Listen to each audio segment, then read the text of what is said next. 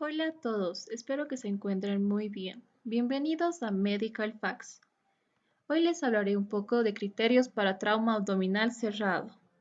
Me presento, soy Melissa Cristina Salinas Tarquino, soy estudiante de medicina de la Universidad Privada del Valle. ¿Sabías que la incidencia del trauma abdominal es del 80 al 90%? Por lo que representa un gran desafío para el cirujano que trabaja en el servicio de urgencias. Para poder hablar de un trauma abdominal cerrado, primero debemos saber qué es un trauma abdominal en general, que está definido como la acción de cualquier noxa externa no infecciosa que a través de la piel o de la luz intestinal provoca daños de cualquiera de los tejidos, órganos o aparatos de la región. Epidemiológicamente, el 2% de consultas por trauma corresponde a la región abdominal. Su importancia radica entre casi el 90% que requiere internación y la otra mitad sería sometida a una laparoscopía exploratoria. Asimismo, las lesiones abdominales que no son reconocidas son la causa de muerte prevenible postraumática más frecuente. Las lesiones viscerales forman el segundo pico de la curva de la mortalidad por trauma durante la llamada hora dorada del traumatizado, que significa que son pacientes que a menudo llegan vivos al servicio de urgencias, pero tienen la poca posibilidad de sobrevivir dependiendo mucho de cuán rápido ha sido el diagnóstico y qué tan apropiado sea el tratamiento. Ya sabiendo todo esto, podemos hablar del trauma abdominal cerrado, donde lo vamos a definir como un trauma sin solución de continuidad sobre el abdomen que puede o no ser causado por una contusión directa. Como vemos en las imágenes, no va a haber una lesión penetrante. Y a lo que me refiero con esto es de que no ha sido causado por un arma blanca o un arma de fuego. Sábelo todo.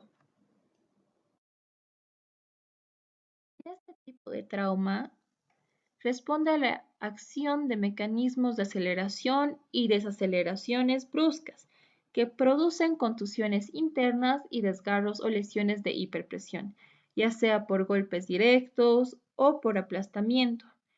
Las vísceras sólidas suelen ser las más vulnerables puesto que absorben la mayor cantidad de energía debido a este tipo de fuerza. Casos no existe un dolor referido, ya que el paciente podría estar inconsciente por un traumatismo craneoencefálico o por una insensibilidad por presión medular, el cual va a enmascarar al diagnóstico del dolor. Nosotros tenemos que proseguir a realizar un manejo inicial. Para esto debemos completar lo que es una evaluación primaria, donde debemos de cuidar la vía aérea y el control de la columna cervical. En la B, debemos hacer el cuidado de la respiración y de la oxigenación del paciente. En la C, debemos tener el control de la hemorragia externa si es que existiera alguna y control de la circulación. En la D, debemos hacer el control del deterioro neurológico mediante la escala de Glasgow. Y obviamente fijándonos también cuán reactivas están las pupilas. Y en la E debemos hacer la exposición completa del paciente. ¿A qué me refiero en esto? Debemos desvestir al paciente para poder observar las lesiones que tiene en el abdomen. Entonces, cuando se nos presente un trauma, es muy importante que nosotros hagamos una muy buena anamnesis, en el cual nos encargaremos de saber todo lo referido al accidente, mediante preguntas que las haremos al paciente si es que él se encontrara consciente, porque es la persona más adecuada para responder estas preguntas. Si el paciente no se encuentra consciente, debemos hacer las preguntas a las personas como ser bomberos, policías, paramédicos, enfermeras u familiares que se hayan encontrado en el hecho del accidente. Un punto muy importante es que estos tipos de traumatismos se dan por frecuencia a causa de accidentes de tránsito. Entonces, es necesario que nosotros averigüemos la velocidad aproximada, las características del choque, si ha sido frontal, lateral, para ver la gravedad que puede ocasionar incluso con la fuerza que ha chocado el coche, la dirección del impacto, la posición del paciente dentro del vehículo. Algo muy importante es que debemos preguntar a las personas que han estado en el momento del impacto o del accidente si es que el paciente ha sido eyectado fuera del vehículo en el momento del impacto, porque este dato nos va a facilitar para tratar al paciente, ya que esto aumenta 400 veces más la posibilidad de padecer una lesión grave. Otra de las preguntas que también tenemos que hacerlas es que si el paciente estaba utilizando el cinturón de seguridad. Vamos a poner un ejemplo. En X caso, imagínense que el paciente no estaba utilizando de forma correcta el cinturón de seguridad.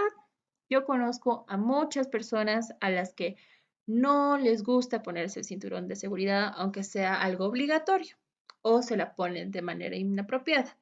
Entonces, imaginemos que este paciente se la puso de manera transversal.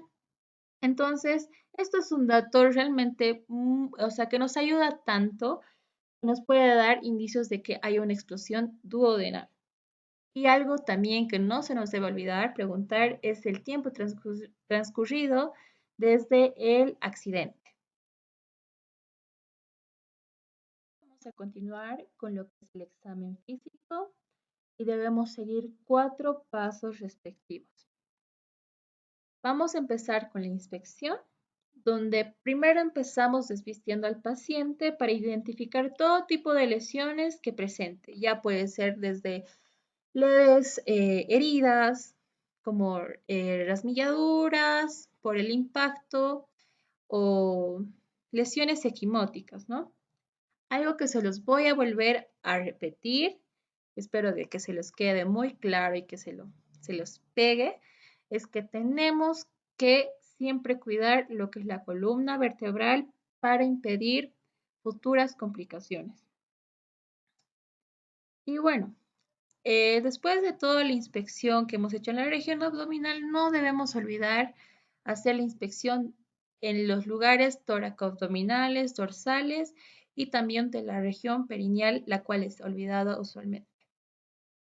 Pasamos a la auscultación, donde debemos evidenciar la presencia o la ausencia de ruidos hidroaéreos.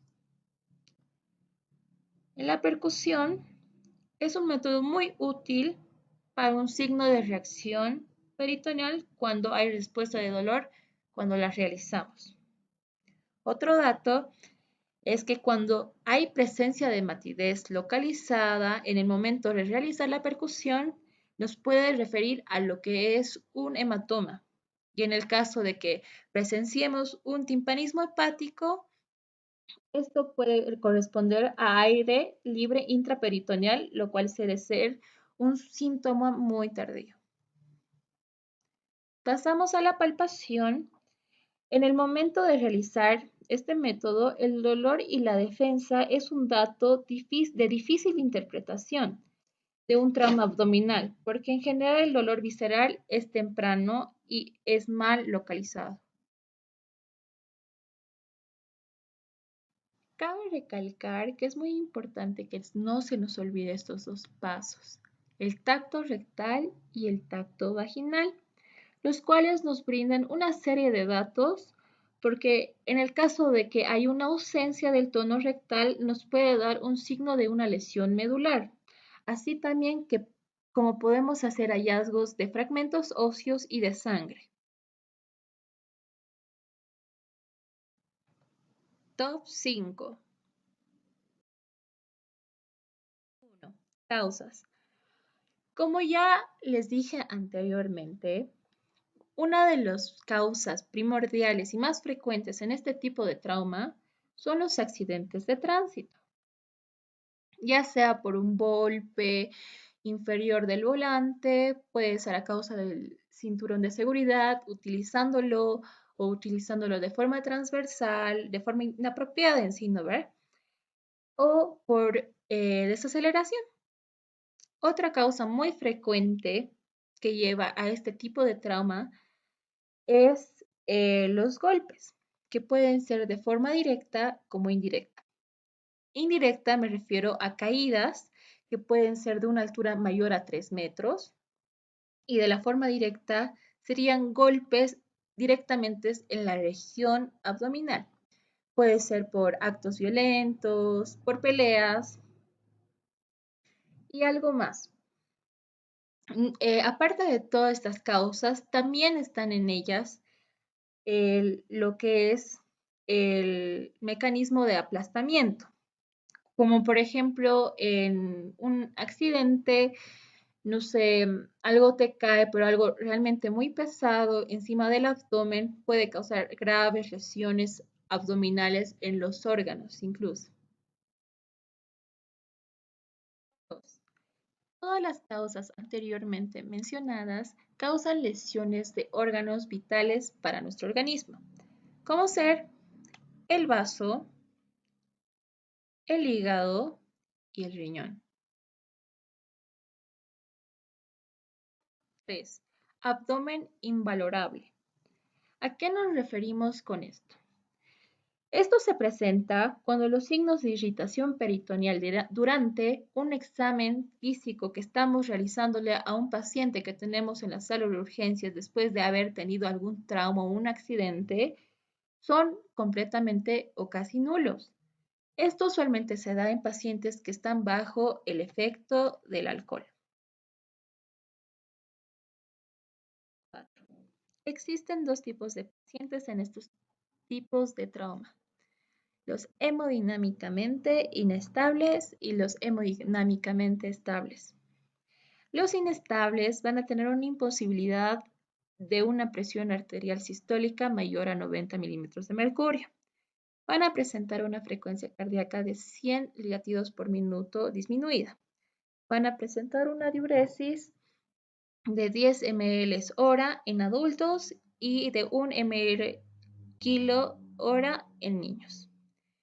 Estos pacientes inestables usualmente presentan signos abdominales patológicos como ser la distensión abdominal o el neumoperitoneo, que son una indicación para la protomía.